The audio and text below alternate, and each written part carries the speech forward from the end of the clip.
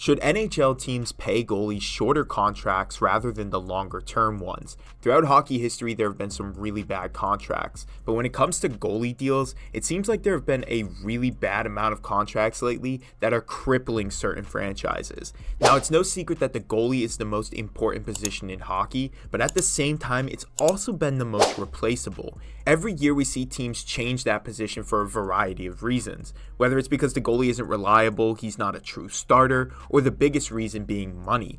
Teams are afraid to pay starting goalies long-term contracts because a goalie's performance can really change instantly from one season to the next. A prime example of this is when the Islanders paid goalie Rick DiPietro $67.5 million on a 15-year deal, and we all know how that one ended. Now, this has been happening a lot lately, so let's take a look at a few examples of recent goalies who have really fell apart with their contracts. One is unfolding right before our eyes, where the team actually made the right move in not signing him to a long-term deal, and that's Ilya Samsonov. Last season, Samsonov put up solid numbers with the Maple Leafs and helped Toronto break their long playoff series drought. He finished last season with a .919 save percentage and a .233 goals against average, which earned himself a contract, I feel like. Those are some great numbers, and he could have really been a great starter for Toronto. This was his first real season as a starter, and while he showed some promise, Toronto was really hesitant to pay him. A lot of people gave Toronto flack when it came to this. They felt that Samsonov could have been the next guy for the Leafs, a goalie that they've been looking for a while, and they could have gotten him on an affordable deal.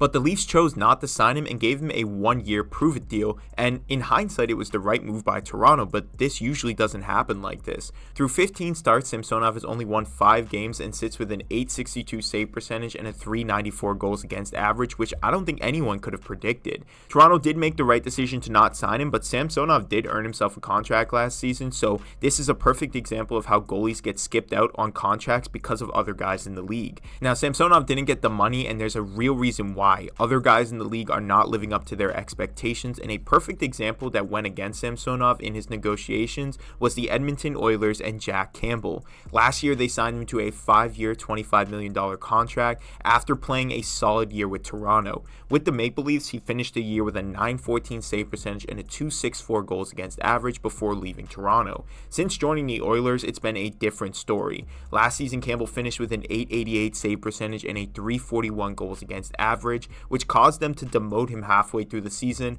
where he split time with Stuart Skinner in net and was demoted in the playoffs as well. Since then, Campbell has continued to slide down, and this year his numbers are even worse. He played in 5 starts with 1 win, an .873 save percentage, and a .450 goals against average before being demoted out of the league. Now, Campbell has become a prime example as to why teams don't want to sign goalies to long-term deals for true starter money, and I guess Samsonov is just one of those guys who missed out on an opportunity because of a guy like Campbell. Now, these are just a few examples of how teams manage starting goalies and they just ended poorly, but there are some good contract signings as well that have really helped teams. For one, Linus Ullmark signed with the Boston Bruins after a terrible stint with the Buffalo Sabres. His deal is 4 years worth $20 million, and he's underpaid with Boston, having won the Vezina last year and leading Boston to a record-breaking season. The same goes for the Nashville Predators. Saros is arguably one of the best goalies in the league and is on the same deal as Ullmark, which is an underpayment for the guy. Both of these goalies preceded Hall of Fame guys and have really showed their teams that they can lead the way in net. Now, the point of this video is it's tough to predict how a goalie will be able to earn their money fairly, with some guys really changing the market based on their poor play.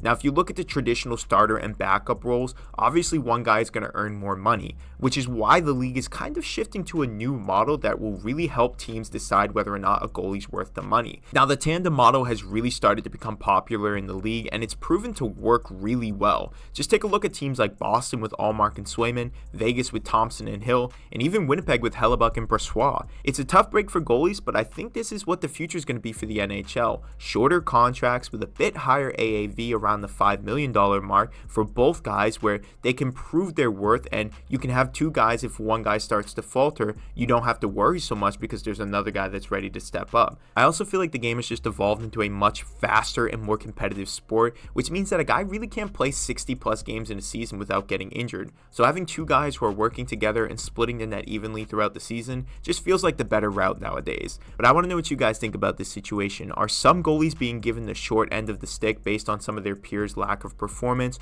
Or do you think that these teams should start negotiating these deals to more of the tandem route that we see in like Boston and Vegas, where guys are getting shorter terms and both getting paid evenly to split time in the net? That way they have a lot more things to rely on rather than just putting all of their eggs in one basket. Let me know what you guys think in the comments below. Like this video and subscribe to the channel. I will see you guys in the next one.